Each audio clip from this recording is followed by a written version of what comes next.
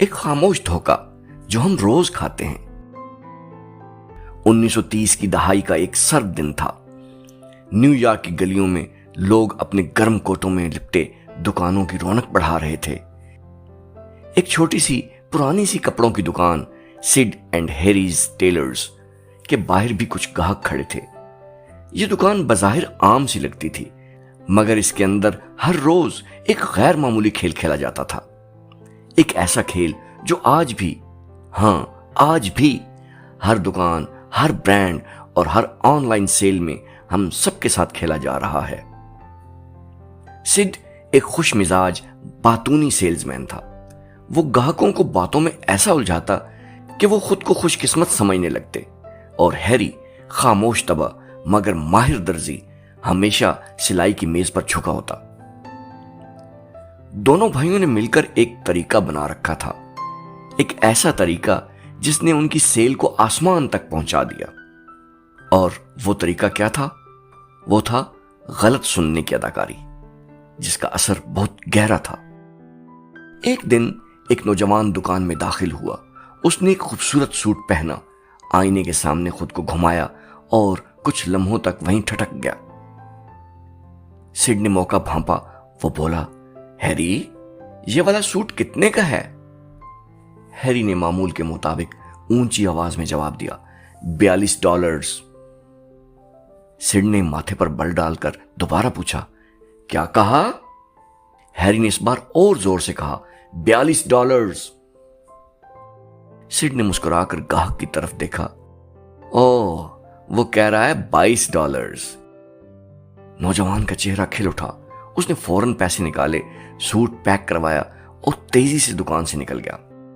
وہ من ہی من میں خوش تھا کہ شاید دکاندار سے کوئی غلطی ہو گئی ہے اور اس نے بڑا فائدہ حاصل کر لیا ہے، مگر سچ یہ تھا کہ وہ اسے دھوکہ دے رہے تھے، اور دھوکہ کھانے والا تو وہ خود تھا۔ کیا ہم بھی ایسے دھوکے کھاتے ہیں؟ جی ہاں، ہم روزانہ ایسی چالوں کا شکار ہوتے ہیں۔ شاید اتنی وضاحت سے نہیں، لیکن کنٹراسٹ ایفیکٹ کا استعمال ہر جگہ ہوتا ہے۔ جب کوئی چیز پہلے بہت مہنگی دکھائی جائے اور پھر فوراً کم قیمت بتائی جائے تو ہم خوشی سے خرید لیتے ہیں، یہ سمجھے بغیر کہ شاید وہ قیمت بھی اصل سے زیادہ ہو۔ میری اپنی زندگی کا واقعہ ہے۔ چند ماہ پہلے میں نے ایک مہنگی جیکٹ خریدی، قیمت $9,000 تھی۔ سیلز مین نے بتایا کہ اصل قیمت $14,000 ہے، مگر سیل چل رہی ہے۔ میں بھی فوراً مائل ہو گیا، یہ سوچے سمجھے بغیر کہ کیا یہ جیکٹ واقعی 9,000 کی ہے بھی کہ نہیں۔